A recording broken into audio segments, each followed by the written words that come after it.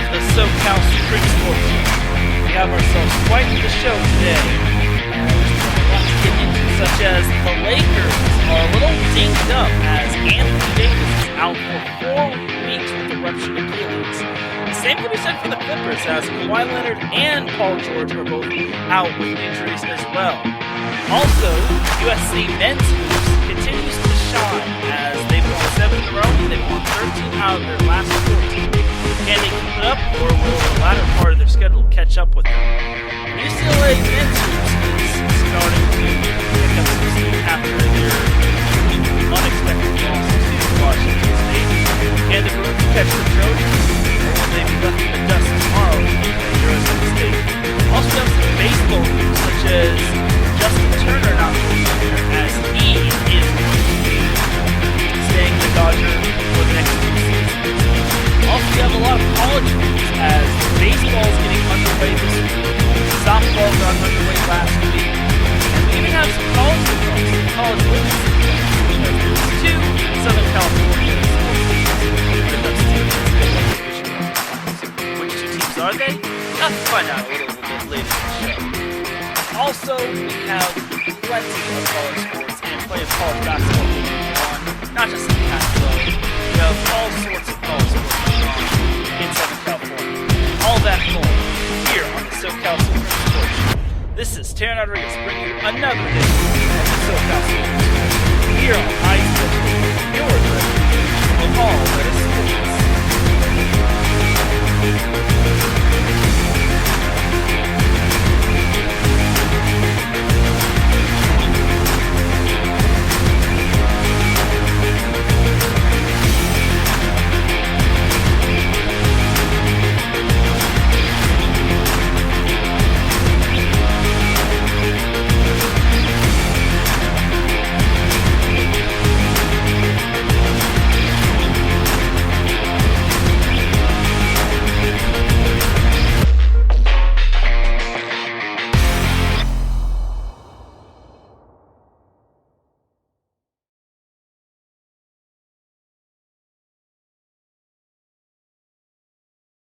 And welcome one, welcome all to another edition of the SoCal Supreme Sports Show. Sorry if I'm a little bit late. We had ourselves a little technical difficulties, but it is that time. It is Friday, and it's time for some Southern California sports action. And we gotta say hello to Larry B, who says his infamous catchphrase, game time. And thank you for tuning in, Larry. Hope I'm sounding well. So if so, just let me know.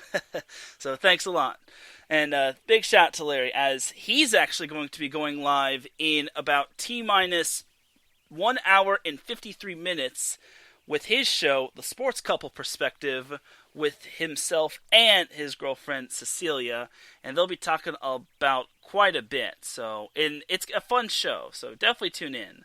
Like, it's the best part of my Friday, other than doing this, of course. So, yeah.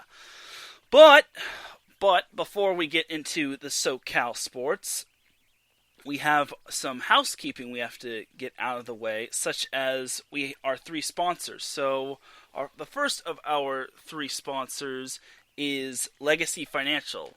Last year was a tough year. However, staying positive, keeping your faith, and continuing to work hard is the goal. If you're in a financial struggle at the moment, you're doing well, and or you want to get to the next level, or if you're looking for a new opportunity to work for yourself and earn more money part-time, give IO a call at 510-928-2104. Once again, that number is 510-928-2104 to book your appointment today. Io and her husband, Andrew, are just 2 people on a mission to help families build a legacy, because everyone in this world needs a legacy. You can follow them on Twitter at legacy_uncut, and you can follow them on Instagram at sims_uncut. Our second sponsor is Mama is Always Right Media. Are you feeling overwhelmed with schoolwork? Are those essays keeping you up at night? Sounds like me. Don't lose sleep.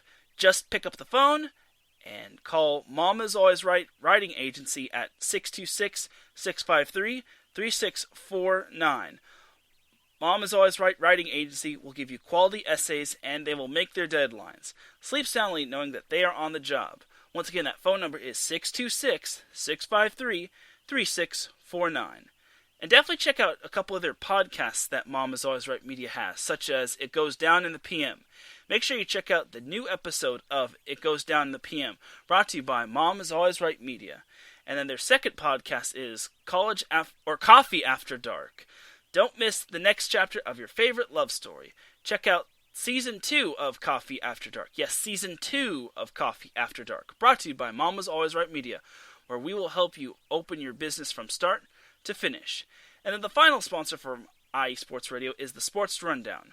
Are you a sports fan but have too much going on in your life these days to keep up with the 24/7 sports news cycle? Or maybe you are new to sports and you want to understand the nuances better. If so, then the Sports Rundown is for you. They are a new podcast that gives you basic, professional, and collegiate sports news, stats, tidbits, and fun facts by the time you get to work, start that second cup of coffee, or finish walking the dog. Enough information to make you rich with knowledge involving sports while talking about the current sporting events, and they will teach you something fun along the way, like mascots, uniforms, history, feel-good stories, and sports rules. They even cover the Premier League, which is a soccer league. New episodes drop Monday and Friday mornings, so come give them a listen. So thank you to our 3 official sponsors for IE Sports Radio, your direct feed for all that is sports. So thank you to those 3, and we appreciate you. So now let's get into the sports. But first, let's say hello to Davidson Crooks in the chat room. Thank you for popping in, my brother. So it's actually good that he's in, because he's actually one of the hosts of Fast Break. And the first topic I want to talk about is USC men's hoops. They continue to impress me.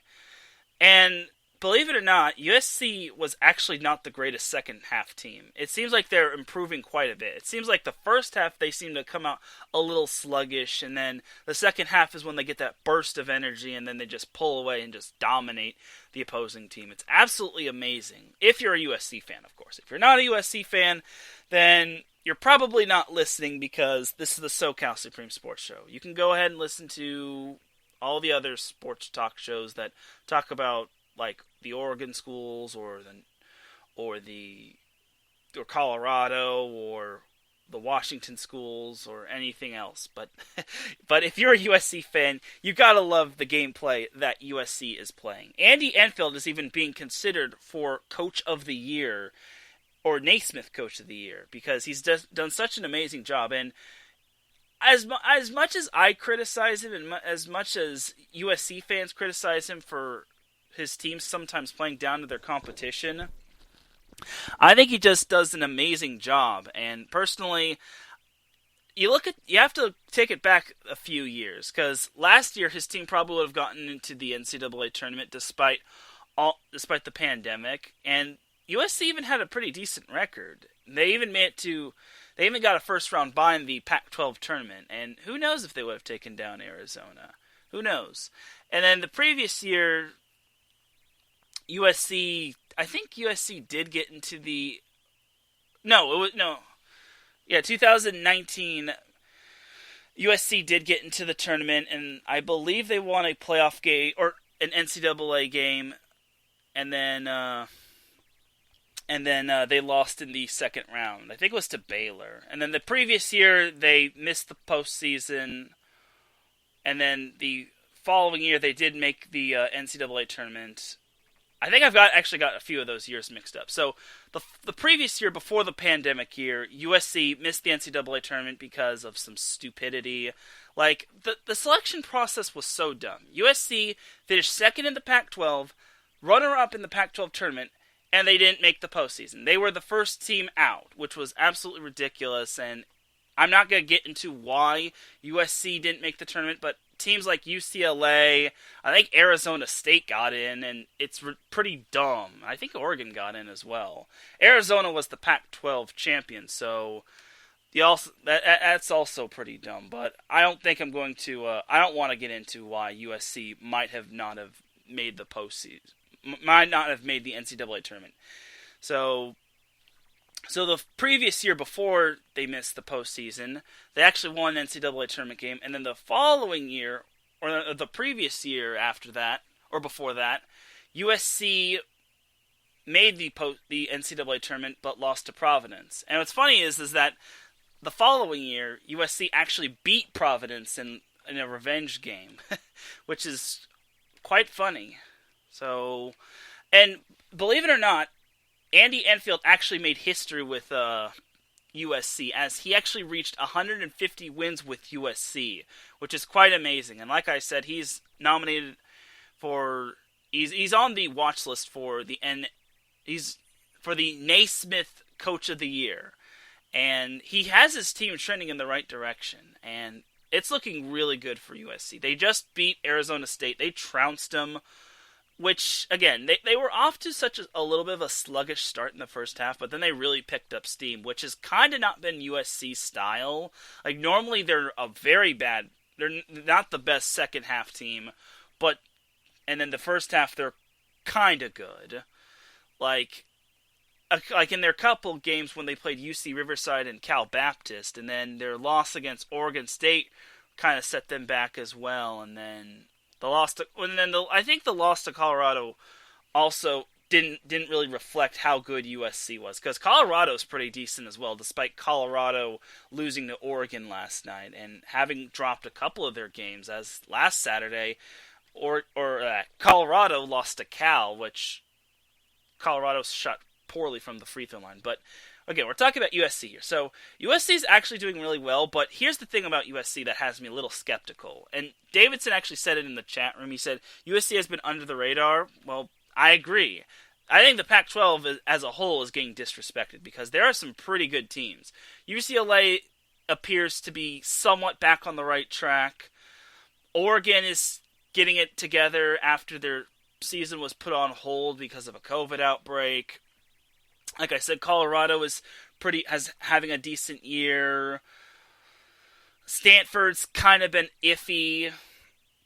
Arizona, here's the thing about Arizona, and I hate to talk about Arizona, but they're not going to be in the Pac-12 tournament nor the NCAA tournament because of some not so good things they did. Again, I won't go too far into it, but yeah. Here's the thing about USC. Their schedule, and Davidson said I wouldn't go that far. Yeah, probably. Yeah, maybe not too many of those Pac-12 teams. I think UCLA and Oregon are like next up for being ranked, but USC definitely deserves it. And here's the thing about USC is that they have such a young team. They lost a lot of key pieces, but they're really performing well. The Mobley brothers, Evan and Isaiah, are playing well. Taj Edey has been a significant spark for the Trojans.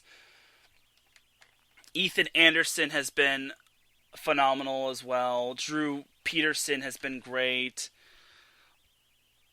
And again, Andy Enfield has them steered in the correct direction. And I think also another thing to add is that USC is actually making their free throws. USC has been such a terrible free throw shooting team, and they were a little until they played UCLA. And they didn't really take too many free throws, but I feel getting criticized for not being a good free throw shooting team might have motivated USC to actually start making their free throws. Now, obviously, USC is not on the level that Colorado is. Colorado is the best free throw shooting team in Division I, and they have a chance to break the record. But USC has drastically improved. So, now, here's the thing that makes me skeptical about USC.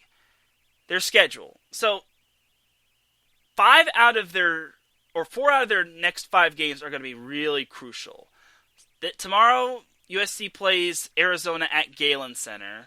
Monday, they play Oregon, which they were supposed to play them, but unfortunately, because of Oregon's COVID outbreak, it kind of put Oregon's program on hold.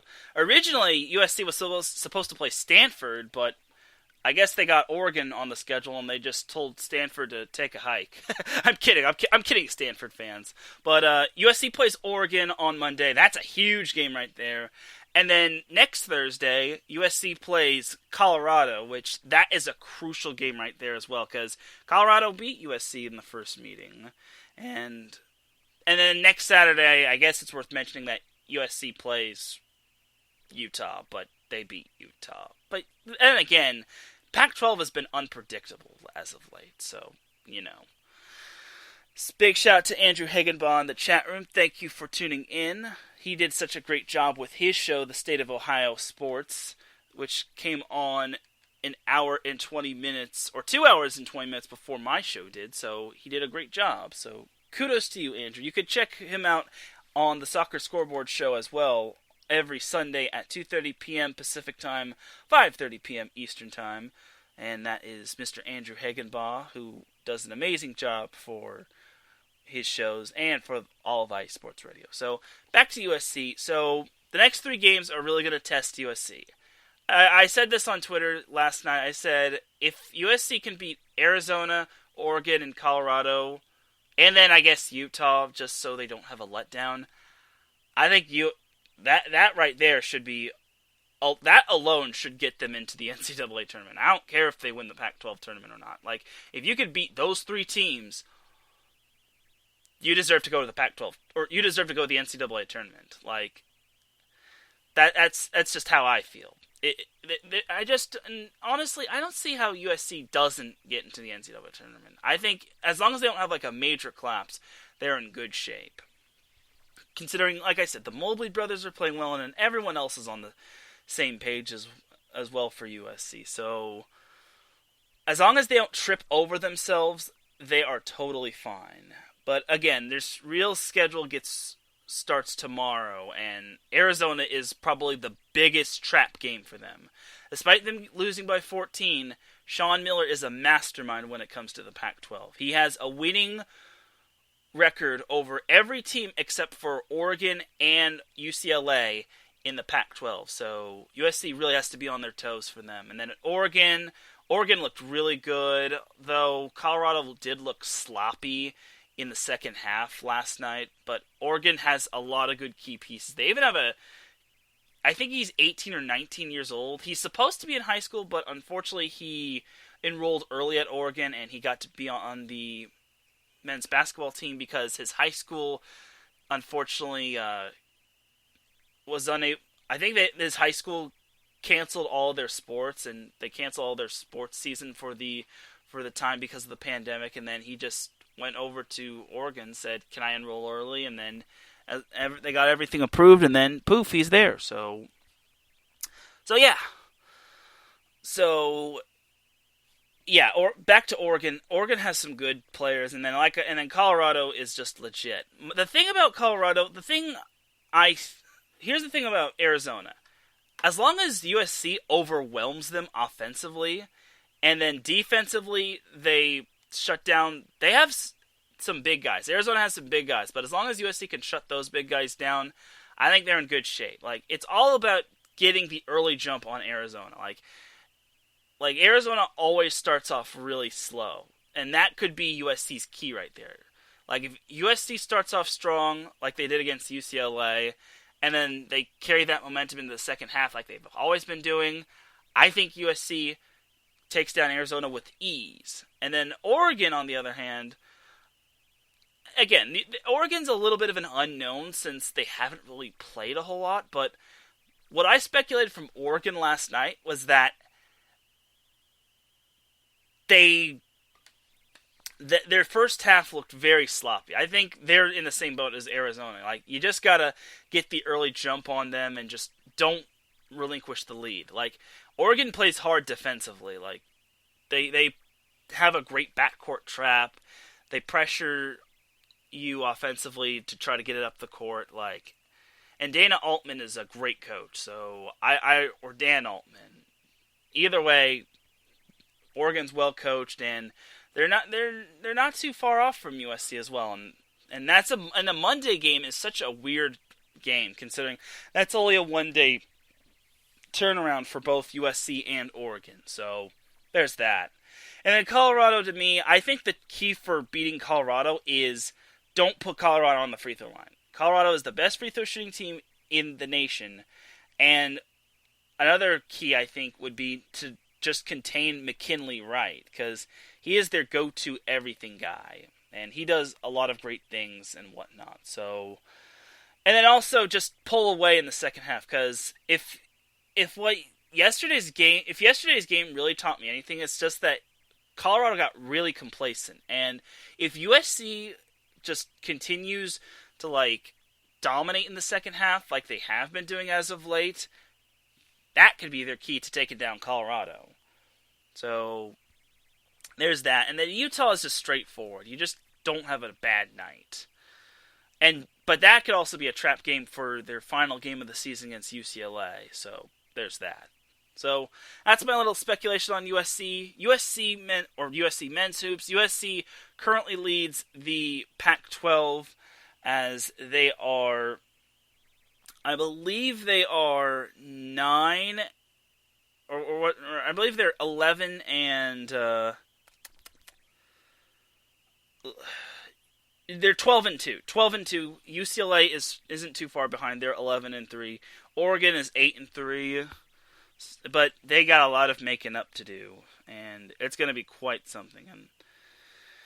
And we'll see. And ESPN still has to update their schedule as USC plays Oregon and not Stanford. So there's that.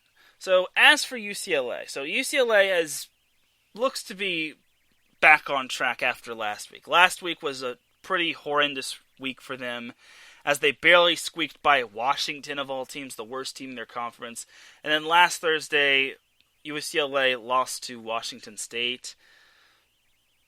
They did see one of their players return from injury, as I believe it was Cody Riley who came back from injury.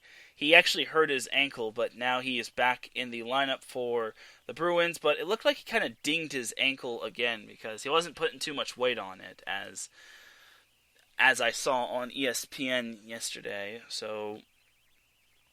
But here's the thing about UCLA. So yeah, last night against Arizona, UCLA went 0 for 10 to start, or 0 for 10 from downtown. And they only trailed by 1. That was a miracle on its own. And the fact that UCLA was only down 1, even after not making a 3 and whiffing on their first 10 attempts from downtown, is really remarkable, if you ask me. So I think, to me, this UCLA team is pretty decent. Like, I don't think they're as bad as most people say they are. I think last Thursday, when they played Washington State, they had a little bit of a hangover when they played USC, and it might have carried over to that one game, because Washington State's pretty decent. I don't think Washington State is a tournament team, but they're like that trap game type of team.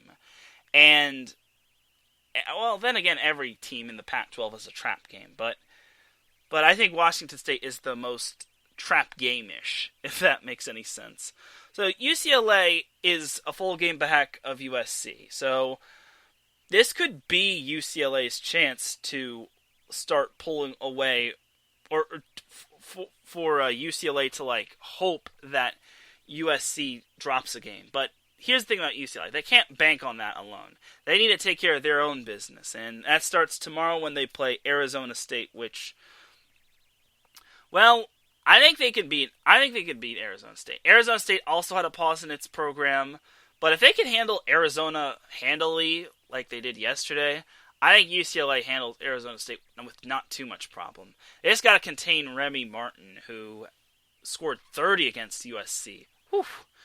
And then you also got to wonder what's going to happen with Josh Christopher, and I think another couple players are injured for Arizona State. Josh Christopher is a Southern California product, which is why I kind of mentioned him.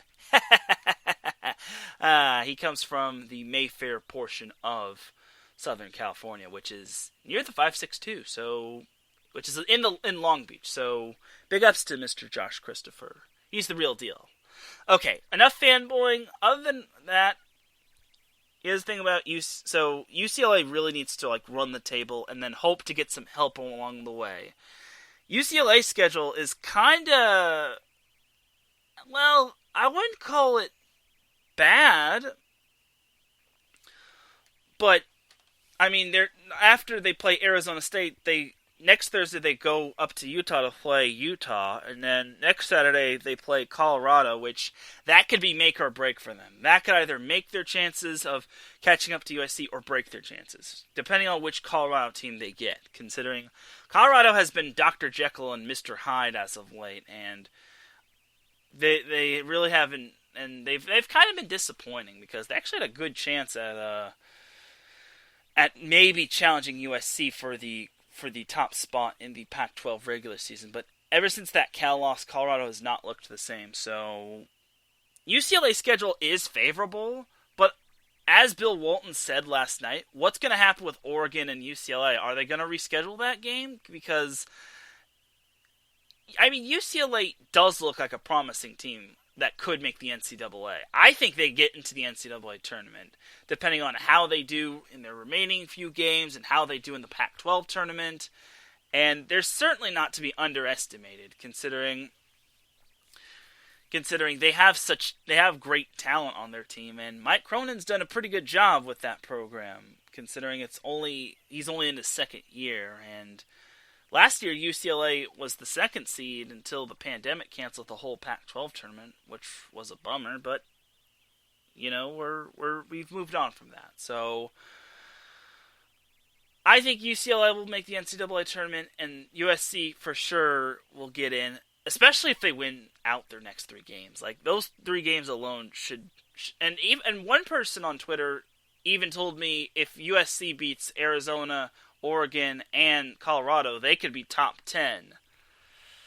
Okay, I wouldn't go that far, considering USC does have that loss to Oregon State, and then they lost to UConn, which isn't even ranked.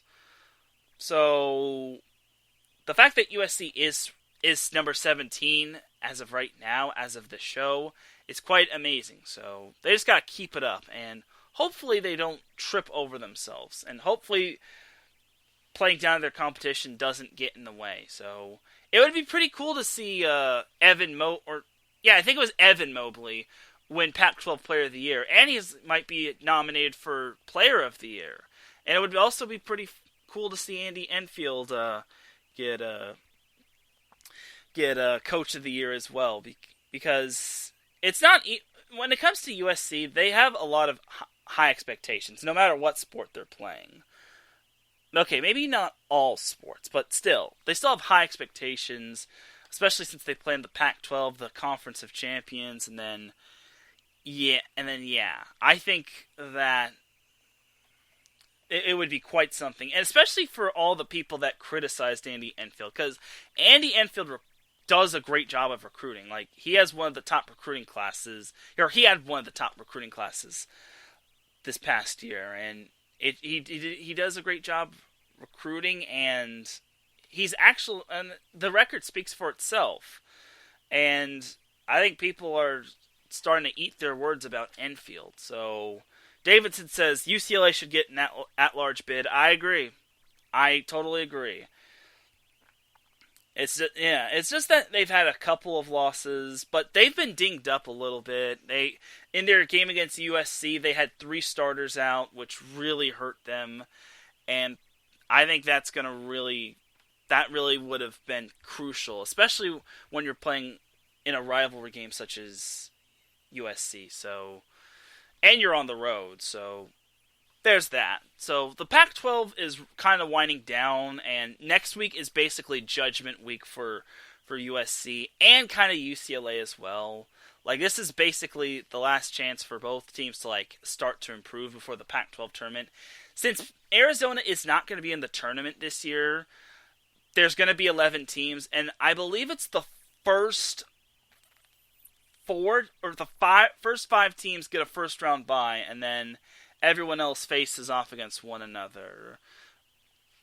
If I'm not mistaken, I could be wrong. I'm just gonna double check, but it's quite unusual. Like, it is gonna be quite unusual, honestly, considering there's only 11 teams, and that's kind of awkward. But it is what it is. So So yeah, the first round will be 8 versus 9, 7 versus 10, and 6 versus 11. So yeah, I was correct. So 5 teams get the top 5 seeds get a first round bye, and then depending on what the seeds, how the seeds work out depends on which team faces which. The top seed will face the winner of the 8 versus 9 matchup. The number 4 seed will play the number 5 seed. The number 2 seed will face the winner of the 7 versus 10 seed match, and then the number 3 seed will face the winner of the number 6 versus number 11. So the number 4 and number 5 seed automatically get matched up no matter what happens in the first round. So this whole Pac-12 thing is so unusual. Darn it, Arizona! Why did you have to ruin everything? Why did you have to make everything so awkward? Okay, but that's a little enough about the Pac-12. I will be circling the wagons around when it comes to all the college sports a little bit later. But for now, that's it for Pac-12 hoops. USC and UCLA are still having good seasons, and they both should be in the NCAA tournament. It would be quite something for USC to win the Pac-12 tournament, because I don't think they've ever won the Pac-12 tournament. And if they were to win this year, it would just go to show you the growth of that young USC team and how far Andy Enfield has come. Because again, most people criticize him, considering sometimes USC has that 1 or 2 games where they wind up losing to an opponent that they should have beaten by like a million, but it happens. Sometimes things happen, and then you have a bad shooting night, and it kind of costs you. So I think USC is going to be fine going forward. Again, it's just all about if they get the job done. So now that that's out of the way, let us go to some NBA action. Let's stay on the basketball court, and let's go to some NBA action. So tonight, the Clippers face the Jazz. It's the second meeting. Well, it's actually the third meeting between those teams. It's the second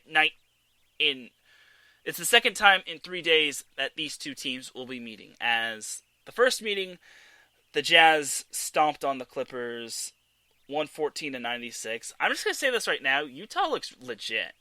I can't believe I'm saying that, but Utah looks pretty good. I can't believe Utah of all teams is good. I know they have some good players like Donovan Mitchell, Rudy Gobert, Jordan Clarkson, but I can't believe they have the best record in the NBA. If you told me that prior, I probably wouldn't have believed you. So, and then it's also because of some other reasons happening. So you'll see.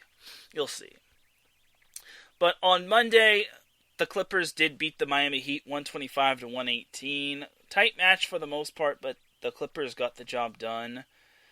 They won at Staples Center. And then the previous night, the Clippers beat the Cleveland Cavaliers 128-111 on Valentine's Day. And then last Friday, the Clippers beat the Chicago Bulls 125-106, which is not really too much of a surprise. I'm sorry to all the Bulls fans, but it is what it is. So, looking forward to the Clippers schedule. The Clippers face the Brooklyn Nets on Sunday. That's going to be a fun matchup. It would have been even more fun if Kawhi Leonard and Paul George weren't out due to injuries. Kawhi has a knee injury, while Paul George has a toe injury. So there's that. And then next Tuesday, the Clippers stay at home at Staples Center to play the Washington Wizards. And then next Thursday, the Clippers travel to Memphis, aka the Bluff City, to face the Memphis Grizzlies. And then they stay in Memphis next Friday to face said Grizzlies as well. So it's a busy week next week for the Clippers, but the Clippers are still hanging in there when it comes to being one of the top teams in the Western Conference. I think they're still pretty good. They're still up there. It all depends on what they do come playoff time, and if they could put everything together. I can see Kawhi Leonard and Paul George being back before playoff time. Especially with all the load managing that Kawhi wants to do with the Clippers. So there's that right there. And then I think they have one other guy out. I'm not sure. I think his name is Ken. His last name's Kennard. Either way, he's out too. So the Clippers have been dealing with quite a bit of injuries, and it's not really shown that much because the Clippers do have a bunch of depth and talent. And then also, I'm blanking on his name, and I should know his name because I actually have him on my fantasy team.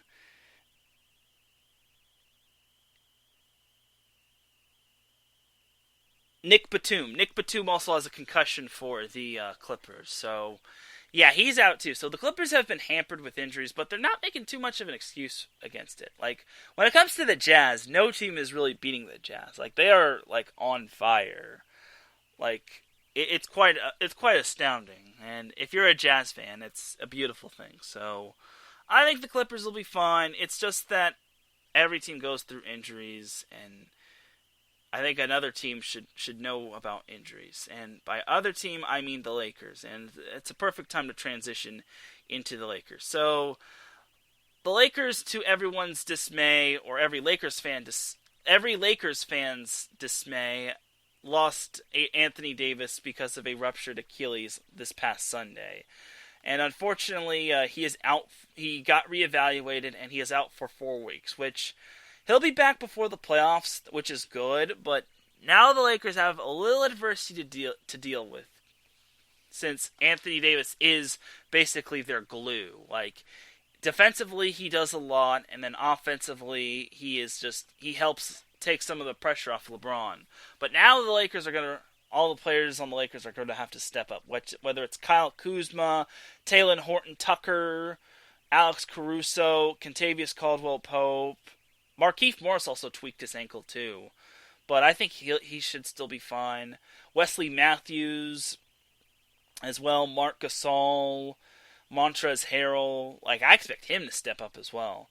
And then Dennis Schroeder once he gets back. Now Dennis Schroeder isn't injured. He just had a close contact when it came to someone with COVID-19, and then the NBA just said he needs to quarantine for a little bit until we get this this whole little thing down pat and whatnot. So yeah, and it was kind of evident, and he did miss last night's game against the Brooklyn Nets, which the Nets won 109-98. No real surprise there, but also the Nets didn't have Kevin Durant, so I thought it would have been a little bit closer, but the Nets got the better of the Lakers, unfortunately, but it does not help when you don't have your second best player out, and then one of your other starters, in Dennis Schroeder, not starting. I think Frank Vogel even said it that Schroeder not being out there, he was informed of this like an hour before game time, which really stunk, and Vogel had to like shuffle his lineup, so it's tough for LeBron James and company to like get the job done when they find out about this an hour beforehand. Because basically you have to shuffle everything around, you have to flip your game plan and your strategies and whatnot. So overall, it's going to be a little bit tough for the Lakers. But a little adversity never hurt anybody. Like I think if they can get through this regular season, the post, and then with Anthony Davis at full health, and then with everything else just running smoothly, I think the Lakers will be fine. Like I think the postseason is what really matters. Like to me, I think the Lakers can cruise through the regular season. It's just a matter of if they actually don't play down to their competition, because some of these teams are going to take their best shot at the Lakers, and teams like the Nets are hungry to take on the Lakers. Like the Nets have James Harden and Kyrie Irving and a few other talented players like DeAndre Jordan and whatnot. And Davidson says Kuzma has to step up for them. Facts. Kyle Kuzma has to step up. Like everyone from Shaquille O'Neal to Kenny Smith to Ernie Johnson to Charles Barkley to every other sports analyst says Kyle Kuzma has to be that 3 option. I mean, this was from last year, but now Kuzma really has to step up. This is his time to shine, and this is his time to prove everyone why he didn't get traded. And I think Kyle Kuzma does have a lot of upside for them, and I think he definitely can make an impact for the Lakers. It's just that he needs to he really just needs to play aggressively, because now that the Lakers are in a situation where they don't have their second best player, they have to have other players step up, considering they are the second best team in the Western Conference behind Utah, but they're only at one full game ahead of the Clippers, and seeding could be important, because depending on what happens with the Lakers and Clippers going forward, could depend on who they play in the first round. Like heck, maybe even the two. Tell you what, maybe the 2 seed could possibly get a tough matchup against the Warriors, and that could be tough for them. That could be tough for either team, considering the Warriors have rallied back from 19 and 20 point deficits. Heck, even the Spurs can be tricky. And the Nuggets can be tricky. Like, the West is so loaded. Compared to the East, and I don't mean to bash the Eastern Conference, but the Western Conference is so loaded, and I think the Jazz, Lakers, and Clippers all can, come out of the West. But only 2 can make the conference finals. And it would be quite something if the Lakers faced the Clippers in the conference... the conference semifinals. But yeah. But yeah, you know what I mean. Only 2 teams can make the Western Conference Finals, and only 2 teams can face each other. And if the Clippers and Lakers meet in the Western Conference semifinals, one team from LA unfortunately cannot make it. So we'll see. And it's also going to depend on health. Like, whichever team is healthiest and whichever team is playing its best basketball, I think will definitely prove to who makes it out of the West or into the Western Conference Finals. So, and last I checked, when it comes to playoff ball, LeBron and the Lakers always play their best basketball, as seen in the bubble, of course. So there's that right there. So back to the Lakers when it comes to their schedule. So other than their loss to the Nets last night, they did beat the Minnesota Timberwolves 112-104, but the T-Wolves were missing Karl Anthony Towns, which I guess kind of made it even, but it was a lot closer than expected. So, which is why the Lakers need to have players step up. And then on Sunday, when Anthony Davis got hurt, the Lakers lost to the Nuggets 122-105. That losing Anthony Davis really took the wind out of their sails. And then last Friday, the Lakers beat the Memphis Grizzlies 115-105. Believe it or not, the Lakers actually trailed 22-2 in the first quarter, and I'm like, uh-oh. And everyone was losing their minds when seeing that. And then, believe it or not, the Lakers actually came back to win by 10. And it just goes to show you, like, when it comes to the Lakers, it doesn't matter how they start, it's how they finish. But they did have Anthony Davis that game, and obviously they had LeBron, and they just started to play. They started to pick up their play. So it all depends on which Laker team comes out, but they can't really play from behind every game. Like, you gotta give kudos to the Grizzlies. They are a pretty solid team. They're an okay team. Like, they've got hit hard in terms of COVID, but I think they're starting to pick it up as well. So, going forward for the Lakers in terms of their schedule, the Lakers' next game is Saturday, as they'll play on ABC against the Miami Heat. That's going to be a rematch of last year's NBA Finals, and it's going to be quite fun. While the Heat aren't doing great, considering they've had injuries and whatnot, I think that's going to be a fun matchup. Like, Jimmy Butler's been playing decently, Bam Adebayo's playing okay. I don't know if Tyler Hero's playing up to snuff, but I think, again, it's because the Heat are banged up. Like, it's tough to speculate the Heat. And then Monday, the Lakers play the Wizards at Staples Center. They're also playing the Miami Heat at Staples Center. So they're basically continuing their little homestand. So and they conclude their 3-game homestand against the Washington Wizards. And then next Wednesday, the Lakers travel up to snowy cold Utah to face the Utah Jazz. That is going to be tough. And without Anthony Davis, it's really going to be brutal for the Lakers. But I also remember that Donovan Mitchell is out for... I want to say it's Donovan Mitchell. He's out for the Utah Jazz as well. And that's crucial for them considering that...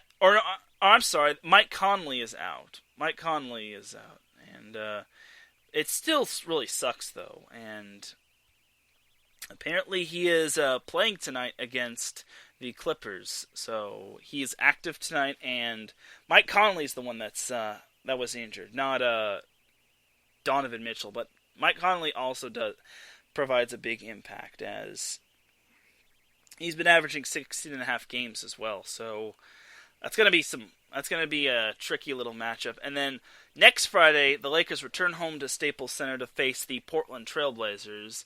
That is going to be another tough matchup, considering the Trailblazers beat the Lakers way early in the season. And then I guess it's worth noting that the following Sunday, the Lakers play the Golden State Warriors, which will be the second matchup between those two teams. Unfortunately for the Lakers, they will not have the services of Anthony Davis, as he's out for the next 4 weeks. And more importantly, the Warriors are the same team that came back from a 19-point deficit to beat the Lakers on MLK Day. I actually saw the Warriors this past week, earlier in the week, and they actually came back from a 15-point deficit to beat the Miami Heat in overtime, which... I hate to say this, but the Warriors are probably the most underappreciated team in the NBA. I think they're, with Klay Thompson, that team is legit. And if anyone gets them in the first round of the playoffs, you better hope you're probably going 6 or 7. So I'm hoping the Lakers don't draw the Warriors in the first round, and if they do, then God help us. Well, not God help us, but God give us Anthony Davis back for the postseason. So there's that. And look at the standings right now, just to wrap up the NBA portion of the show. The Lakers lead the Pacific Division as they are 22-8, while the Clippers are 21-9. The Lakers are the second best team in the Western Conference and second best team in the NBA, as they are right behind the Utah Jazz. They're 2.5 games behind the Jazz, because the Jazz have been red hot, while the Clippers are 3.5 games back of the Utah Jazz and 1 game back of the Lakers. So there's that. If the playoffs started today, the Clippers would be playing the Spurs, while the Lakers would be taking on the dreaded Warriors. And that wouldn't be fun. But it's not playoff time. It's not even close to playoff time. No. So, before we wrap up the NBA, that's pretty much it for the Lakers and the Clippers. But before we wrap up the NBA, I do actually have to give a congratulations to LeBron James for surpassing 35,000 points. That is absolutely amazing. For those that call him the washed king, well, he's a pretty good basketball player for being a washed king. And he is the 3rd all-time leading scorer as of right now. I don't mean to say this, and I hope people don't really criticize me, but I think LeBron could be the all-time leading scorer by the time his career ends.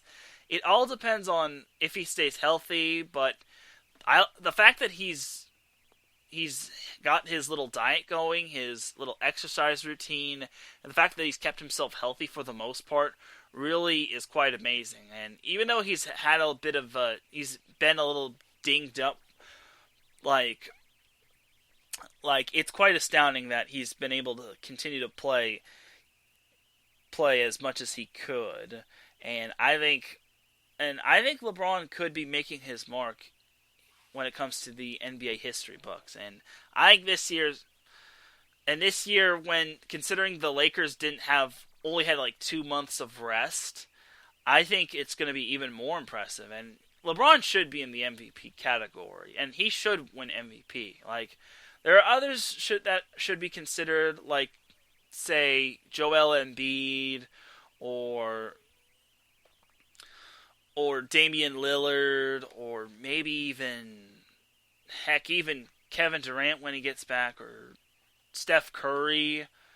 But either way, I think LeBron should be MVP. I'm saying that because I'm a little biased, but considering how much numbers he's had to put up for the Lakers, and considering how many minutes he's had to log for the Lakers, it's quite astounding. And you really have to tip your cap to him, because even if he didn't come to the Lakers, I really admire what he has done. Like, obviously it sucks considering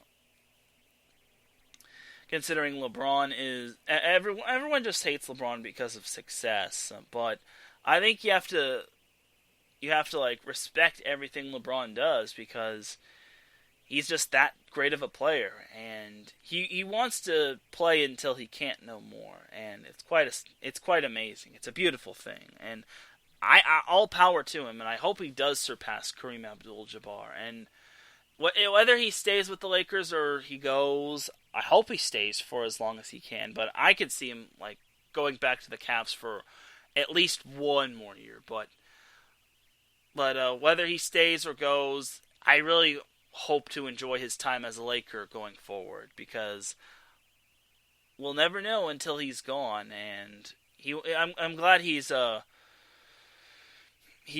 making Kobe. I'm glad he's making his mark on the Lakers, and I'm glad he's like embracing the challenge of being a Laker, because the Lakers have high standards, considering they're tied for the most championships in NBA history, and they have a bunch of Hall of Famers, and they have a high standard they have to meet. So the fact that the Lakers are meeting that standard is quite astounding, and they're back to relevancy instead of like being being the butt of everyone's jokes. So yeah. And honestly, I don't, and I'm happy he's an all-star, but honestly, I'm with LeBron. I don't care for the all-star game, and personally, I don't think most people should care as well, considering it's not going to have the same feel without fans. Like, its television ratings are going to be so down, considering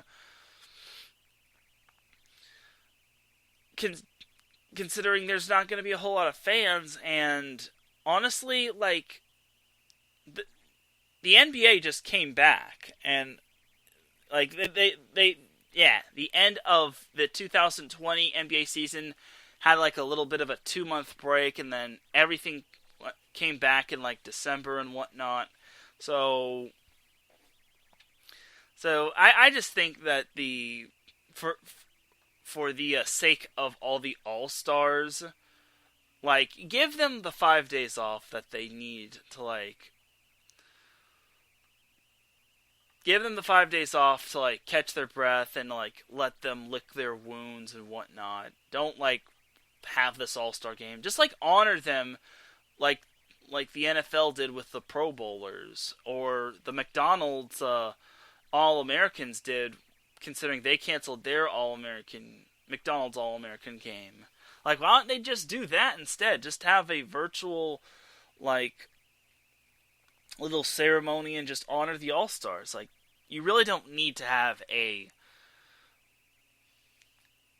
All-Star game. Like, maybe keep, like, the dunk contest or the three-point shootout, but again, it still won't have the same vibe as, like, the NBA All-Star game. Just my take, but I think that's pretty much going to do it for the NBA portion of the show, and I think that might be the perfect time to take our first break of the night, our first and only break of the night. So when we get back, we'll be talking a little bit of the Rams, as one of their coaches departed, and then we'll also talk a little Chargers news. Then we'll get into some hockey action, and we'll get into some college sports action, as we have a lot of college sports to get into. So you're listening to the SoCal Supreme Sports Show here on iSports Radio, your direct feed for all that is sports.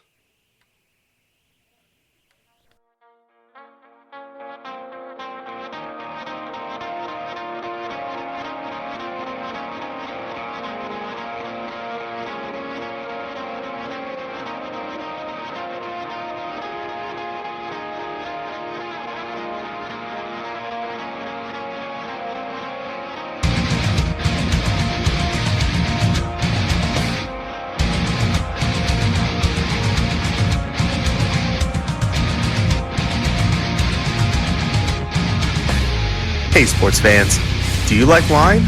Well, we've got the show for you. This is Let's Wine About Sports, a show where we talk about wine and sports simultaneously. From the classic Cabernet Sauvignon all the way down to the grapes that you've never even heard of before. Oh yeah, we cover it all. And we'll talk about a little bit of sports as well. Football, hockey, collegiate, women's sports, it doesn't matter. We're going to talk about it all, and we're going to whine about it all.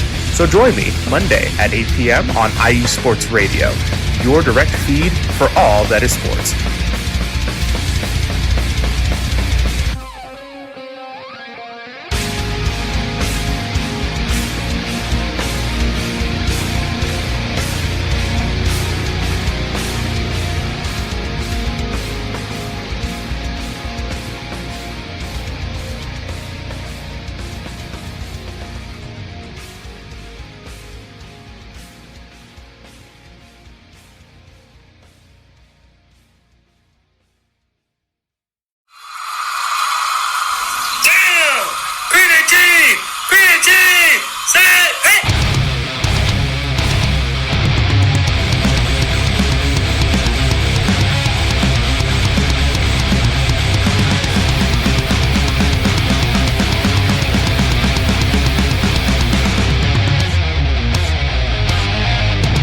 What's going on, football fans? This is me, your boy Larry B, inviting you to join myself, Colin Reynolds, Mike Pat, and John Felipe for one of the most electrifying football shows you have ever heard. 3 and Out, right here at IE Sports Radio. Recap of the week before, a preview of what's to come, and of course, 3 hardcore head-to-head prime-time face-offs each week. You don't want to miss it.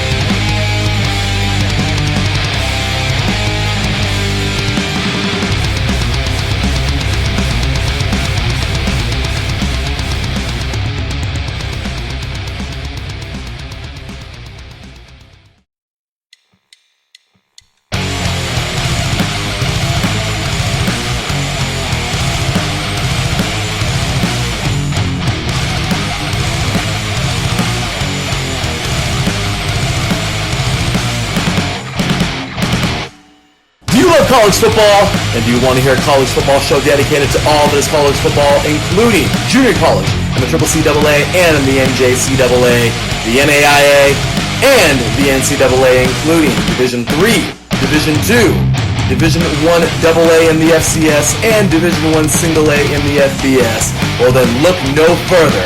Join myself, Larry B, and my colleagues, Mr. H-Town Blake Henley, and Mr. Christian Espinoza, each week during the college football season for the latest in college football on 3 and Out College Edition, right here on IE Sports Radio, your direct feed for all that is sports.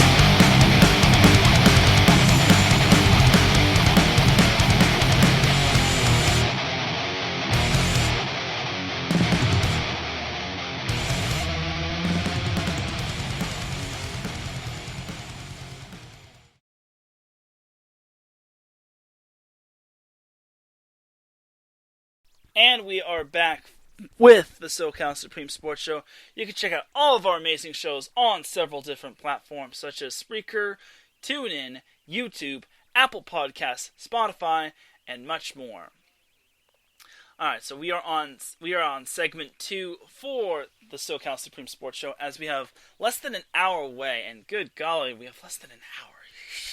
Alright, so I was going to talk a little Chargers and Rams, and I'll just briefly speak about the Rams and Chargers. So we'll go over the Chargers first. So the Chargers, I've been hearing rumors that they could be going after Zach Ertz, which isn't really bad, considering Zach Ertz is a pretty good tight end, but that would also mean having Hunter Henry walk, considering they can't have Hunter Henry and Zach Ertz and Donald Parham.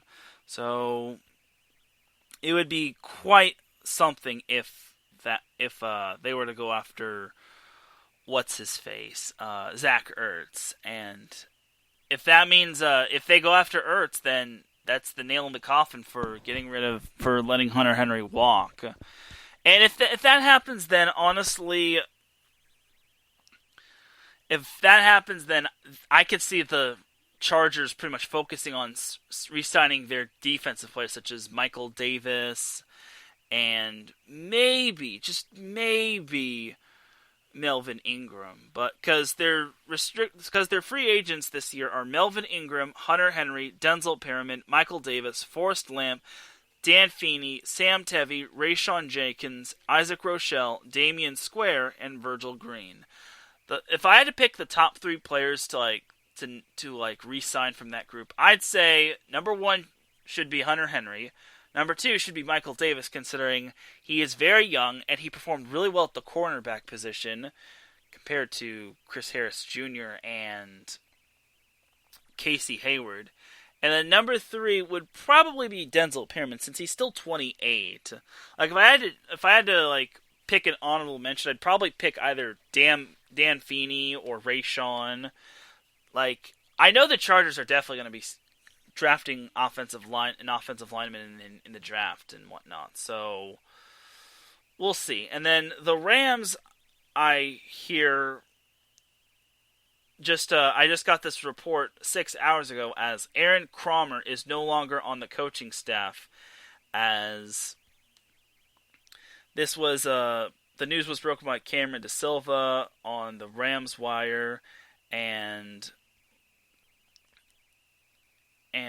he is the offensive line coach and whatnot. So Brandon Staley, Joe Barry, Aubrey Pleasant, and Cromer all have left the Los Angeles Rams. So the Rams have got a lot of catching up to do in terms of hiring their coaching staff. The Chargers have their coaching staff finalized and whatnot. So we'll see what they can do, and we'll see if they can get it together. So there is that regarding the Chargers and whatnot. So Christopher Lehman pops in the chat room, says he's late, but he says Burrow is greater than Herbert. No.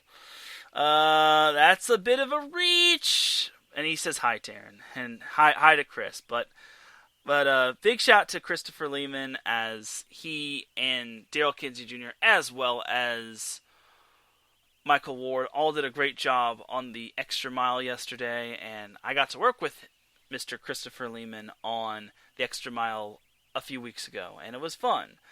But I do not appreciate the slander of, well, I wouldn't call it slander, but the whole Burrow is greater than Herbert thing. I mean, it's not really fair to say, that Herbert is better than Burrow, considering Burrow's season did get cut short, which is that sad face. But I don't know. We'll have to wait and see on what happens with Burrow and Herbert. The two both have bright futures. And speaking of offensive linemen, the Bengals are most likely going to take Penei Sewell. If they don't take Penei Sewell, I will be stunned, because they need to boost that offensive line. Otherwise, their poor Joe Burrow is going to be dealing with the same thing over and over and over again. And we don't want that to happen. Which is why the Chargers are boosting up their offensive line in the draft and whatnot. So it's going to be enough little NFL talk. Just a brief little NFL speculation, just because I wanted to put that in there. So let's go jump to the NHL. So both SoCal teams do not play tonight, as the Ducks and the Kings both played last night. The Kings beat the Coyotes in a shootout 3-2. I want to say the Kings were up 2-0 at one point, and then they allowed the Coyotes... Yeah, they were up 2-0 in the first period, and in the second period, the Coyotes scored 2 goals, and then no one scored in the third, no one scored in overtime, and then the Kings won in a shootout because they're the Kings. And believe it or not, they actually trailed 1-0 in the shootout until they scored on the second shot, and then it was just back and forth until Arizona missed their penalty shot, and then Gabriel Velarde made his goal, and then the Kings won, and we were all happy. Yay! And Christopher Lehman says, us Bengals fan want Jamar Chase. That wouldn't be too bad of an idea. I mean, he is probably the best wide receiver in the draft. So I think that would be beneficial. I think Jamar Chase would also be helpful for the Bengals.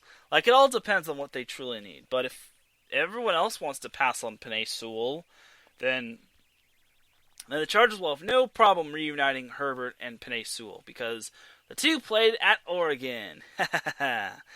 All right, so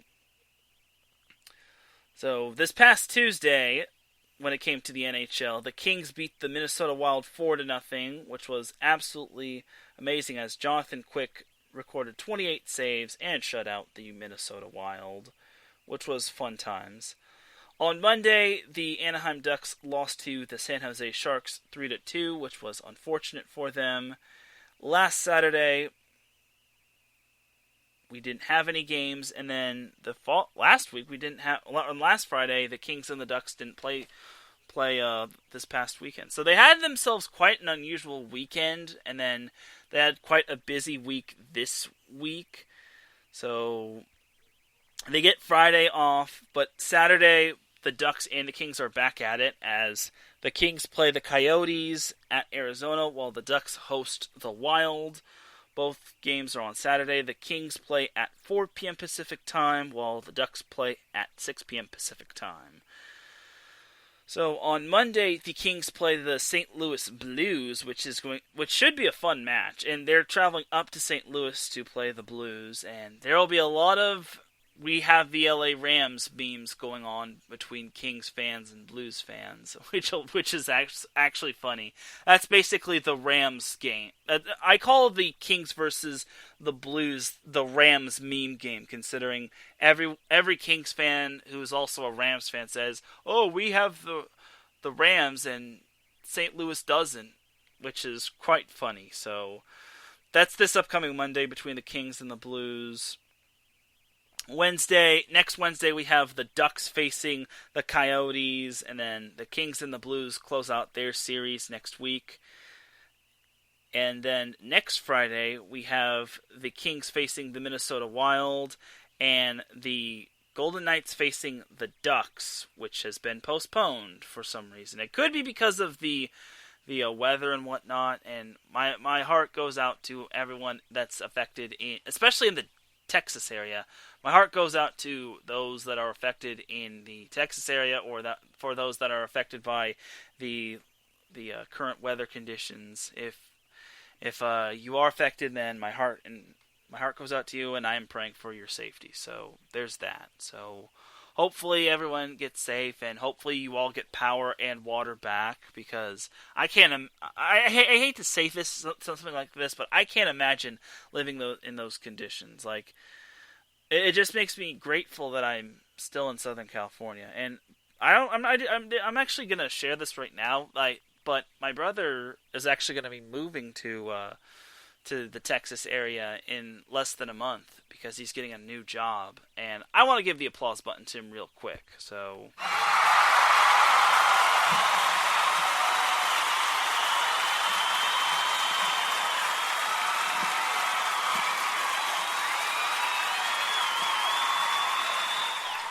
So yeah, there's that, and it will suck that he's not going to be a possible recurring guest on the SoCal Supreme Sports Show, especially when the Dodgers/Angels and the Lakers play in the playoffs, if the Angels can make the playoffs, but mainly for the Lakers because he is a big Lakers fan and whatnot. But who knows? Maybe I could get him on over the phone and whatnot. But either way, we'll see if we can get him on one more time. But I just want to share that news right now. I just want to give him a shout out because he's done an amazing job in his world, working at home and whatnot. And yeah. So yeah, that was just my quick little shout out to him. So back to the sports, which is what is mostly important. So when it comes to the standings of the NHL, the Kings and the Ducks both have 15 games, while the Ducks are 6-8-3, while the Kings are 6-6-3. However, as you might know, the Ducks have played 2 more games than the Kings. So there's that right there. The Ducks actually are tied with the Blues for playing the most games in the Western Division, because the NHL has been divided into 4 different divisions: the Canadian Division, the Central Division, the Eastern Division, and actually no, not the Canadian Division, the Northern Division. North, West, South, or no, Central, East, North, and West. That is the 4. Now, I was gonna say South, but they wanted to be original and put Central, which I kind of don't know why, but it's whatever. So that's pretty much that for all of the hockey talk. So now let's go to all the college sports, and we got quite the bit of the list to run down here, and we have 45 minutes left. So when it comes to softball, last week, last Thursday, we had Cal Baptist beating UC Davis in its doubleheader.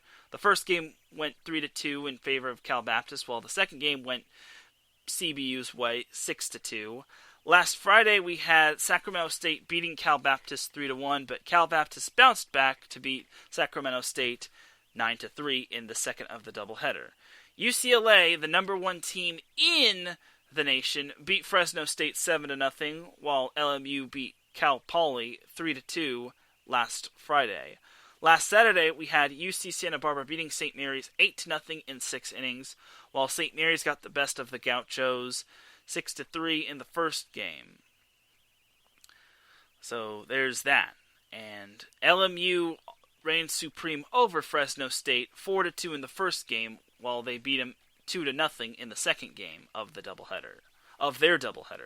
Cal State Fullerton beat Utah State 4-3, while Oregon State beat Cal State Fullerton 11-0 in 5 innings, forcing Cal State Fullerton to split the doubleheader. And then on Monday, we had Arizona State beating Cal State Fullerton 8-0 in 6 innings, while Arizona State also beat Cal State Fullerton a second time 5-2 in the doubleheader on Monday. On Wednesday, we had San Diego State beating San Diego 8-0 in the first of the doubleheader, while the Aztecs beat the Toreros 1-0 in the second of the doubleheader. And then yesterday, we had Cal State Fullerton beating LMU, or Loyola Marymount University, 7-5, while Cal State Fullerton beat LMU the second time in the doubleheader 5-2. So the up-and-coming softball games for this week. Today we had Cal Baptist facing Utah and Cal Baptist facing LMU. Tomorrow we have Cal Baptist facing Weber State in a doubleheader, while Cal Baptist also plays Utah. Pacific plays Santa Barbara in a doubleheader. UC Davis plays at San Diego State in a doubleheader. And I meant to say Pacific plays at UC Santa Barbara in a doubleheader. UCLA plays Cal State Fullerton in a doubleheader. And then on Sunday, we have LMU playing UCLA in a doubleheader, while UC Davis plays San Diego State in one game. Grand Canyon plays at UC San Diego in a doubleheader. And UC Santa Barbara plays Fresno State in just one match. So on Monday, we have Cal State Fullerton playing at San Diego Christian in a doubleheader, and then on Wednesday we have Cal State Fullerton playing at Cal Baptist, as well as San Diego State at UCLA. So those are your college softball scores and your softball games going forward in terms of all things Southern California in terms of softball.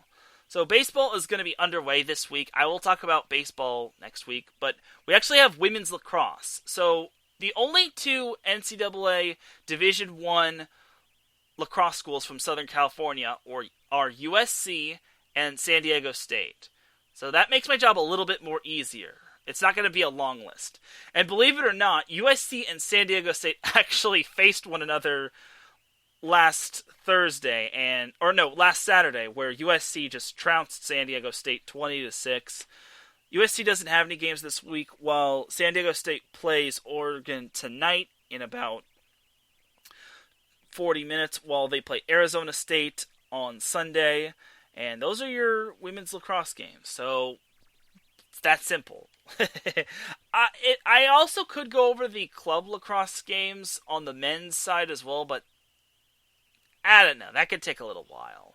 Anyway, I'll think about it. So, bouncing over to men's water polo, last week we had Pepperdine beating LMU 14-11 last Saturday, while Air Force edged Cal Baptist in overtime 15-14, but Cal Baptist got the best of Air Force the second time around, winning 17-12. Last Sunday, on Valentine's Day, we had USC showing Pepperdine no love as they beat Pepperdine 13-7, and then Cal Baptist beat Air Force a second time, winning the rubber match 16-5. And then on Wednesday we had Pepperdine defeating Cal Baptist 14-9. So up and coming games for the men's water polo schedule in Southern California. Tonight we have San Jose State at LMU and San Jose State at Pepperdine. Fresno Pacific at Cal Baptist, and that is all for tonight. For tomorrow, we have UCLA at Stanford, USC at Cal, or USC versus Cal at Stanford, and then USC at Stanford, as well as San Jose State at Pepperdine. So those are tomorrow's men's water polo matches. And then on Sunday, in terms of men's water polo matches regarding Southern California, we have UCLA versus Cal, UCLA versus USC, and LMU at Pepperdine. That the whole UCLA USC thing is basically those two teams in the same conference, because there's no Pac-12 in terms of men's water polo. It's just the Mountain Pacific Sports Federation Conference, and it's basically like most of the California's best teams and whatnot, like USC and UCLA, and then I think a few others as well. So there's that. So that's all the men's water polo scores and all of the men's up and coming games this weekend for all of Southern California. Now let's jump to women's water polo. So women's water polo just got underway, as last week's scores included USC defeating UC Irvine 12-7 last Saturday, and then we had Arizona State beating San Diego State in the doubleheader 15-9 and 20-9. On last Sunday, we had UCLA defeating Fresno State 19-10, and then Arizona State won the rubber match, sweeping the three-game series against San Diego State, winning 11-5. So the games for this week are pretty quiet in terms of women's water polo. Tonight we have UC San Diego at San Diego State, and then tomorrow we have UC San Diego at San Diego State in a doubleheader. Then we also have Cal Baptist at Arizona State in a doubleheader as well. So those are all of your Southern California college women's water polo scores in Division I. In men's soccer, last week we had UCLA and LMU, Last Friday, we had LMU beating UCLA, which was quite astounding. They beat them 1-0. I was quite shocked at that score. I'm like, oh, wow, I couldn't believe it. Because UCLA has a good men's program. So that's quite the impressive win for LMU. And then on Tuesday, we had Cal Baptist defeating University of San Diego 4-1. And then Westmont at UCLA got canceled because of a COVID outbreak in the Westmont program. So there's that. So the up-and-coming men's soccer matches, once again, it's a pretty quiet week as San Diego State plays at UCLA tomorrow. And also we have UT Rio Grande Valley playing Cal Baptist at Irvine Great Park. I don't know why Cal Baptist is playing at Irvine Great Park, but it is what it is. I'm not going to question anything. So those are all your men's SoCal soccer scores and up-and-coming games. For NCAA women's soccer, from the scores from last week included Pepperdine defeating San Diego 4-1 last Friday, and UCLA beating BYU 2-1. Last Saturday, we had LMU and Cal Baptist tying 1-1 after 2 overtimes. And then on Monday, we had USC defeating BYU in overtime 4-3.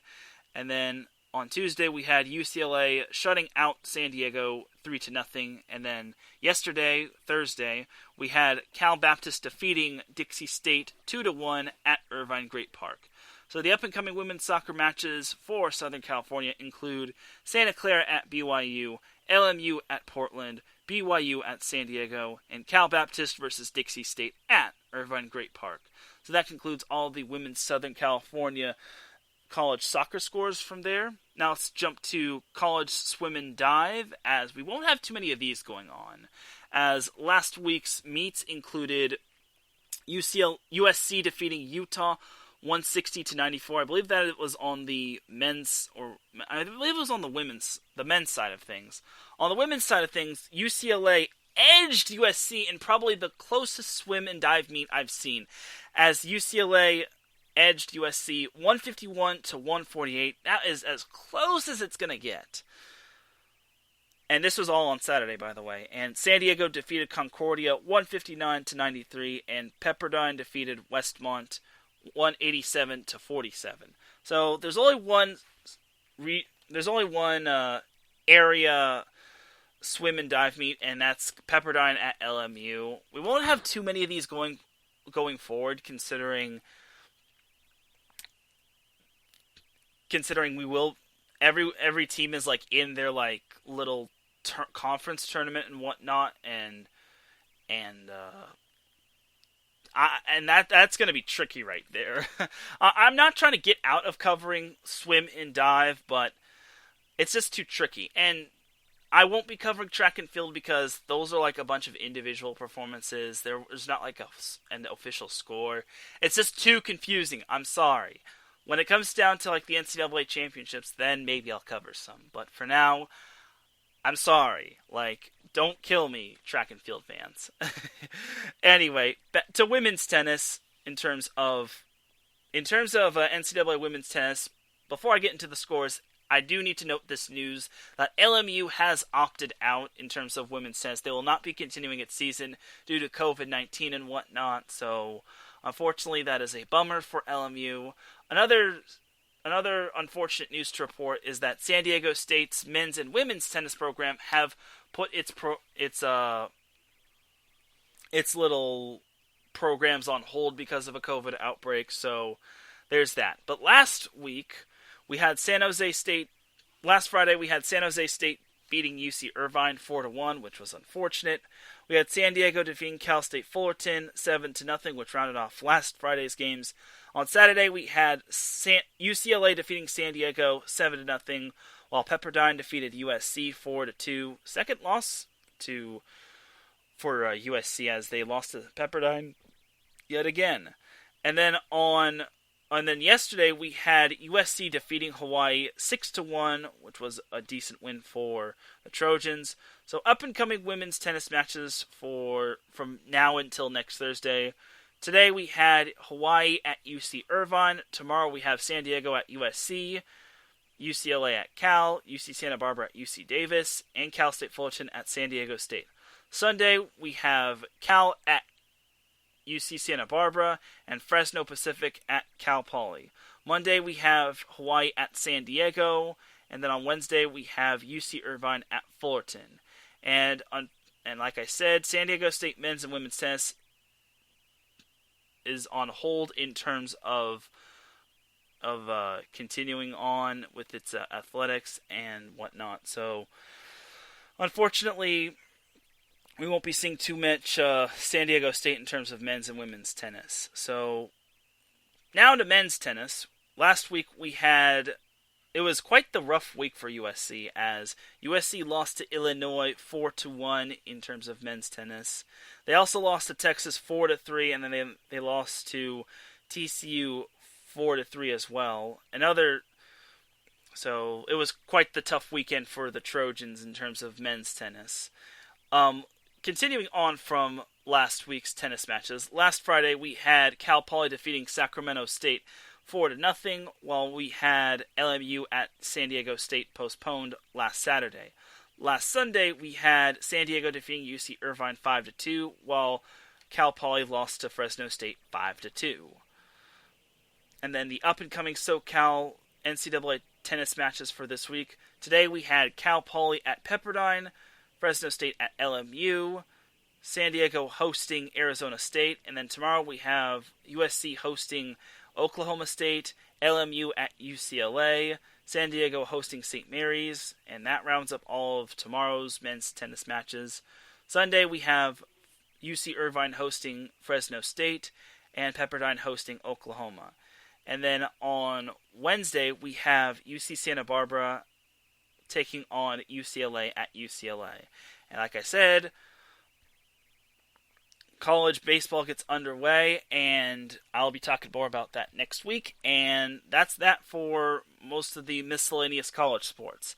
As we say hello to Mr. Marcus Losgreat, thank you for tuning in, and you are listening to the college portion of this show. So now let's get into some college hoops, and I hope you're sticking around, Marcus, because I do. If I'm not mistaken, Grand Canyon does play Cal Baptist this week, and that's going to be a fun little matchup right there on the men's and women's side.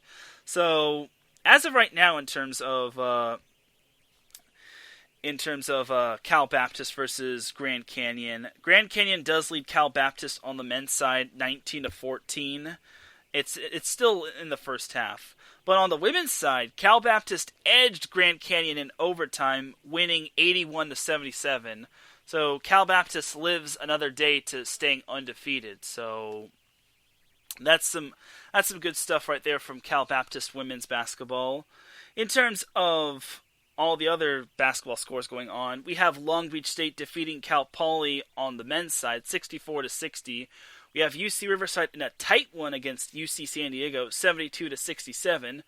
We have UCLA just slaughtering Oregon, 64-47 on the women's side. Is it okay if I use the word slaughter?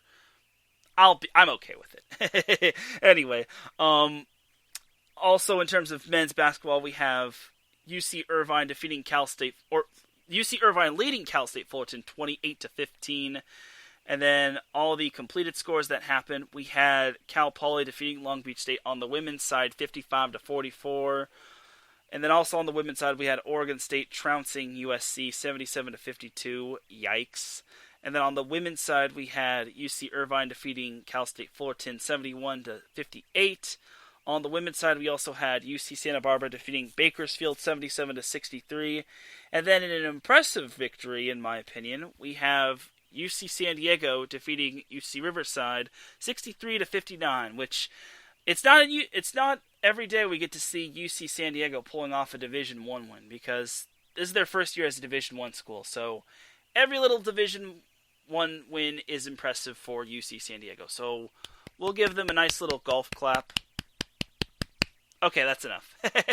Okay, so now let's continue on with the men's scores from this past week. So last night we had San Diego State beating Fresno State 67-53. I already talked about UCLA and USC, so I don't really need to talk about them anymore. San Diego defeated Santa Clara 71-60. LMU defeated San Francisco 68-63. And those are all of your SoCal men's basketball scores in terms of the college side from last night. On Wednesday, we only had USC playing. I already talked about them. On Tuesday, we had Loyola Marymount defeating Santa Clara 76-73. Big game from Eli Scott, the former Chino Hills Husky, who played with Lonzo Ball and Onyeka Okongwu and LaMelo Ball and whatnot. So, good stuff for Eli Scott. That was the only NCAA men's Southern California basketball game that happened this past week. On Tuesday. So nothing on Monday. Sunday we had Sacramento State edging Cal Baptist 70-69. Gosh darn it, Cal Baptist. And then last Saturday we had USC defeating Washington State 76-65. Cal Baptist defeating Sacramento State 83-71. UC Davis squeaking by Long Beach State 78-76. Loyola Marymount defeating Pacific 80-76. We had Cal State Bakersfield defeating UC San Diego 65-50. We had I already talked about UCLA as they barely beat Washington. We had Pepperdine edging St. Mary's 60-58. We had UC Santa Barbara beating Hawaii in overtime 81-74. And we also had UC Irvine defeating UC Riverside last week 73-67. Those were last Saturday's games. Last Friday's games included UC Davis barely beating Long Beach State 68-66. Two tough losses for the Beach. We had Bakersfield defeating UC San Diego 76-71. We had UC Riverside trouncing UC Irvine 86-65. Quite the trouncing right there, considering Riverside has made the Big West Conference really interesting.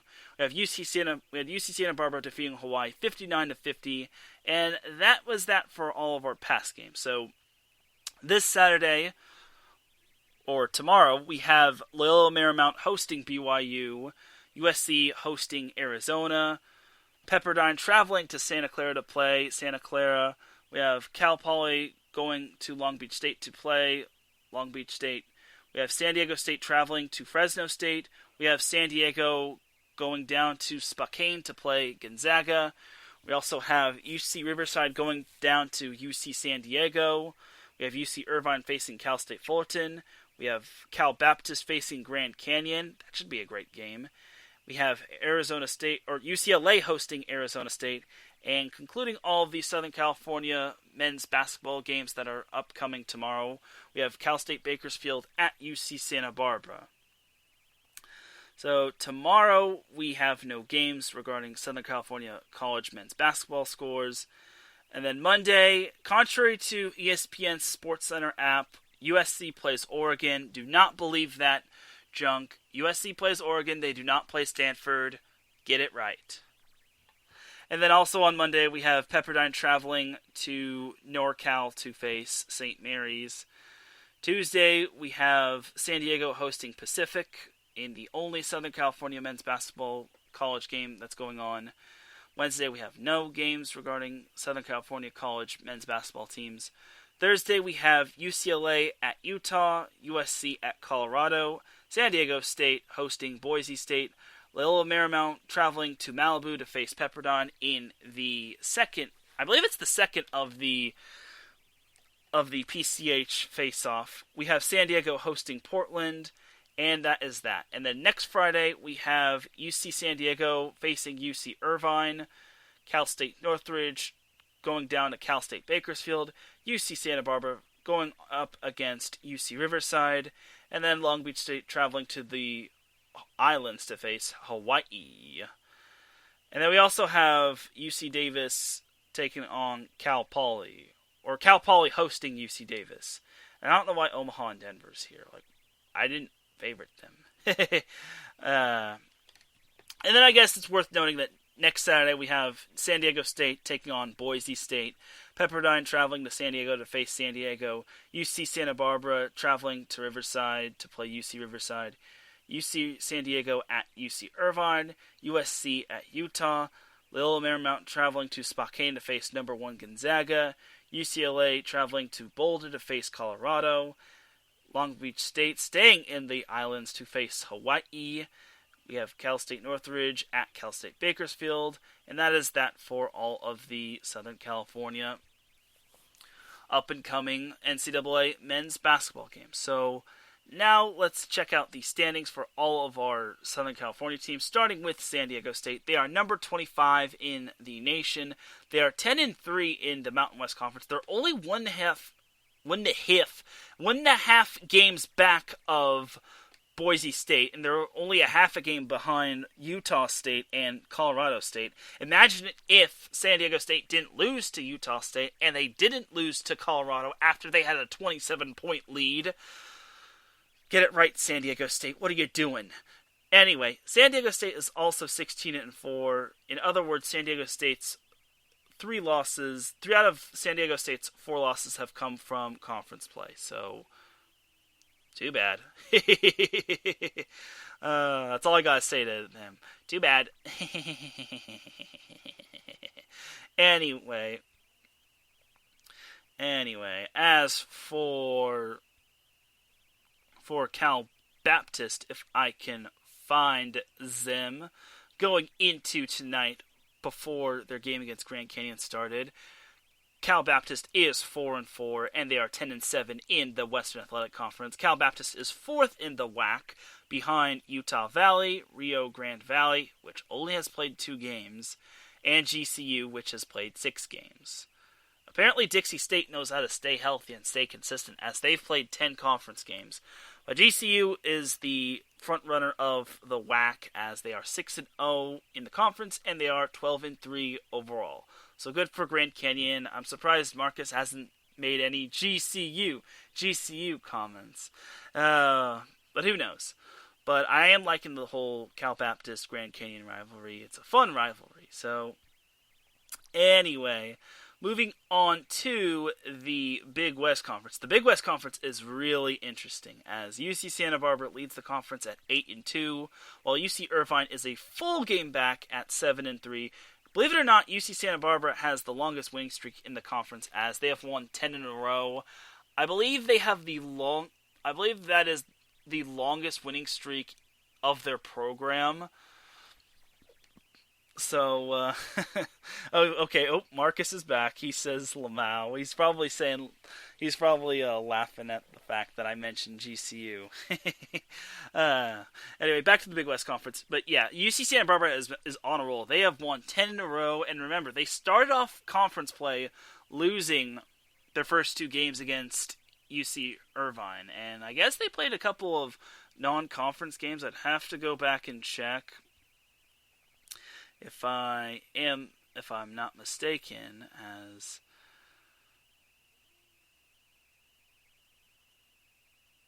I guess a couple of their conference games a few of their games were counted as games, non-conference games, because of COVID outbreaks and whatnot. So anyway, UC Santa Barbara is still 8-2 in the Big West Conference, while UC Irvine is 7-3. Cal State Bakersfield is 8-4. They're pretty much tied with UC Irvine for second place. UC Riverside is still in the hunt for the Big West Conference now, as they are 5-3, while Cal State Fullerton is 4-6. Long Beach State is 3-4. Cal State Northridge is 3-6. Cal Poly is 1-10, and UC San Diego apparently doesn't really count for having conference games, which sucks, because I think everyone should put some respect on their name if they win a conference game. But it could be because they are a new conference team, and maybe they're not factoring in the whole conference, them playing in the conference tournament thing, even though I think they got rid of that rule. I'm not sure. And I guess it's worth noting that that UC Davis is 3-3 and Hawaii is 6-7. In terms of overall records, Santa Barbara is 14-3, Irvine is 11-7, Bakersfield is 14-7, Riverside is 9-5, Fullerton is 5-7, Long Beach State is 4-7, CSUN or Cal State Northridge is 7-9, and Cal Poly is 3-14, while UC Davis is 4-7. So that's it for the Big West Conference. Now let's round up the men's basketball portion of the show by going over the West Coast Conference and its 3 Southern California teams. So LMU and Pepperdine are both 6-3 in the West Coast Conference, behind BYU and Gonzaga, which Gonzaga just continues to crush everybody. San Diego is 2-4. They did just recently win, but they are so far behind that they are in a different time zone when it comes to playing all of their West Coast Conference games. In terms of overall records, LMU is 11-6, while Pepperdine is 10-8, and San Diego is 3-7, partially because of a COVID outbreak that they had and whatnot. And that is that for all of the NCAA men's basketball scores and upcoming games and standings regarding Southern California. Now let's jump to the women's side of things and see what's happening. Like I said, UCLA is trouncing Oregon 71-47. Oregon could really use Sabrina Ionescu, if that's how her last name's pronounced. If it's not pronounced that, then I apologize. Like I said earlier, Cal Baptist beat Grand Canyon in overtime 81-77. Cal Poly beat Long Beach State 55-44. Oregon State beat USC 77-52. Santa Barbara beat Bakersfield 77-63. UC San Diego defeated UC Riverside 63-59. UC Irvine defeated Cal State Fullerton 71-58 to round up all the scores. Last Thursday, we had San Diego defeating Portland 66-59, while Pepperdine lost to Pacific 73-64. LMU also lost to St. Mary's 69-58, and those were all your NCAA women's basketball scores from Thursday regarding Southern California. So Tuesday, we had Loyola Marymount losing to Santa Clara 79-65. We had San Diego State getting edged by UNLV 73-71. It's just not been a good year for San Diego State women's basketball. Those were all the scores from last Tuesday regarding the NCAA women's basketball in Southern California. Last Monday, we had UNLV San Diego State getting trounced by UNLV 80-65. We had San Diego thumping Pepperdine 82-59, and that was that. On Sunday, we had USC defeating Utah 66-49. Good for them. That was the only NCAA women's basketball score regarding a Southern California team on that day. On Saturday, we had Cal Baptist defeating UT Rio Grande 79-64. We had Pepperdine. Pepperdine finally got their first conference win. We are so proud of you. They beat Loyola Marymount 51-49 in the PCH showdown. So good for Pepperdine women's basketball. What wasn't good was seeing San Diego lose to Pacific 66-61, which, in short, was disappointing. I'm sorry, San Diego, but that was disappointing. Anyway, we also had Long Beach State getting thrashed by UC Davis 67-50, crucial loss for the Beach. Then we had Cal State Fullerton stunning Cal Poly 65-49. Good for the Titans, the Lady Titans. We had UC Santa Barbara dominating against Hawaii 72-50. We also had Bakersfield squeaking by UC San Diego 69-66, rounding up all of last Saturday's NCAA women's basketball scores from Southern California. And then last Friday we had number 8 Utah beating number 8 UCLA beating Utah 69-58. We had Cal Baptist beating UT Rio Grande 82-61. We had Long Beach State losing badly to UC Davis 67-52. Long Beach State gave up 67 points to UC Davis on back-to-back nights. Ouch. We had Cal Poly edging Cal State Fullerton 70-65 in overtime. We had USC falling to Colorado 66-56. We had UC Santa Barbara losing to Hawaii 72-62. We had Cal State Bakersfield thumping UC San Diego 62-38. And those were all of last week's NCAA women's basketball scores. So as for the up and coming games from Saturday all the way down to next Friday, we have San Diego State hosting Fresno State. We have San Diego hosting Gonzaga, Cal Baptist hosting Grand Canyon, Cal Poly facing off against Long Beach State at Cal Poly. We have Pepperdine hosting St. Mary's, UC Santa Barbara at Cal State Bakersfield, UC San Diego at UC Riverside, Cal State Fullerton at UC Irvine, and Loyola Marymount hosting Pacific. On Sunday, we have USC hosting Oregon, while UCLA, the number 8 team in the nation, hosting Oregon State. San Diego State rounds up all of the Southern California women's basketball games in the NCAA, hosting Fresno State, as it's not going to look too good for San Diego State. On Monday, we have San Diego hosting Pacific, which is the only NCAA Southern California women's basketball game going on. Tuesday, there are no games, while Wednesday, there are no games. Thursday, we have Loyola Marymount traveling to rainy Oregon to face Portland. We have Pepperdine traveling to Spokane to face Gonzaga. San Diego traveling to the Bay Area to face San Francisco. And that is that for all of the NCAA women's basketball scores on Thursday. On Friday, or next Friday, we have San Diego State facing Boise State, while Cal Poly travels to Davis to play UC Davis. We have Long Beach State staying at home in the Pyramid to face Hawaii. We have UC Riverside at UC Santa Barbara, UC Irvine at UC San Diego. I'm surprised this matchup is still on, but it should be canceled because Cal State Northridge opted out as Bakersfield faces Northridge, but that game is going to be canceled because Northridge opted out this season.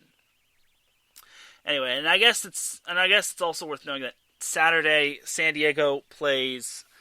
next Saturday, San Diego travels to Santa Clara to face Santa Clara. Loyola Marymount travels to Spokane to face Gonzaga. Pepperdine travels to Portland to face Portland. Cal Poly travels to Davis to face UC Davis.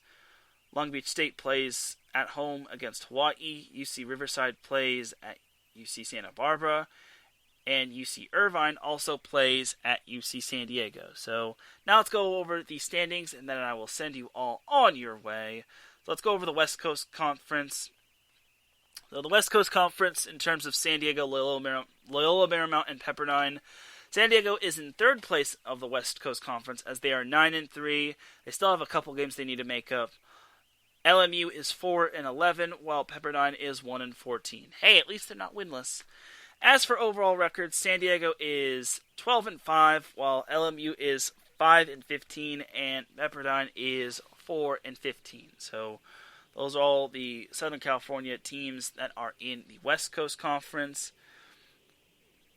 As for San Diego State, they are having a quite forgettable year as they are 3-10 in the Mountain West Conference, and they are third to last in the Mountain West Conference, while they are 5-14 overall. So it's just been a rough year for the Aztecs of San Diego State. Now as for what's their face, Cal Baptist, if I can find them. Cal Baptist is still undefeated by the hair on their chinny chin as they are 11-0 in the WAC and they are 19-0 overall. I still expect Grand Canyon to give them their best shot. So there's that right there. In terms of the Pac-12, in terms of NCAA women's basketball, we have UCLA at 10-3, which is third in the conference, while USC is 8-8 surprisingly. But USC is a distant fifth place in the Pac-12. As for overall records regarding UCLA and USC women's hoops, we have UCLA at 12-3, while USC is 10-9. Good to see them over 500, even though it would have been great to see them a little bit more above 500. So now let's go to the Big West Conference, and I believe this is the last one. Yeah, I got San Diego State, Cal Baptist, the Pac-12 schools, and the West Coast Conference, and the Big West. So, Big West Conference. So, leading the conference is UC Davis at 6-0. UC Irvine is 7-1. Long Beach State is 10-3 after their loss to Cal Poly today. Cal Poly is 6-5. Bakersfield is 7-6. UC Riverside is 4-5. UC Santa Barbara is 4-8. UC San Diego is 3-7, and Cal State Fullerton is 1-12. Overall records: 2-15. Cal State Northridge opted out this year, so there's that. And if there was any technical difficulties, I apologize. But that is going to do it for all of the NCAA men's and women's basketball scores, and that is going to do it for tonight's show. We actually have 7 more minutes, but this was quite a bit of a doozy of a show today, as I got on a little bit later, but it is that time, ladies and gentlemen. But first and foremost, thank you all for tuning in, and thank you to our sponsors, Legacy Financial, Mama's Always Right Media, and the Sports Rundown, and for sponsoring IE Sports Radio, your direct feed for all that is sports. And if you're on Facebook, definitely give us a like/follow. You can also follow IE Sports Radio on Twitter at IE Sports Radio. You can follow them on Instagram as well on IE Sports Radio. And if you're on Apple Podcasts, definitely do give IE Sports Radio a 5-star rating. And if you're on Facebook, give IE Sports Radio a positive rating, because we are all a bunch of podcasters / sports fans who love to produce great content for the people and by the people. And without any further delay, it is time to get on out of here, because it is almost time for the Sports Couple Perspective. Thank you all once again for tuning in to the SoCal Supreme Sports Show. I know I cut it a little bit close, but I got the job done. Thank you to everyone that was listening live, and for those that are listening to playback, I also appreciate it. You really helped me to grow and thank you, Marcus. It's a great show. I appreciate it. Definitely check out Marcus' great show. He loves off every Wednesday at 7 p.m. Time, 10 p.m. Every grabbing tacos, burgers, chips, waffles, salsa, and quesadillas and whatnot. Because Marcus definitely puts on a great show when it comes to pizza. For everyone here at IE Sports Radio, this is Teran Rodriguez signing off. Have yourselves a great rest of the weekend. Have yourselves a great rest of the night. If you are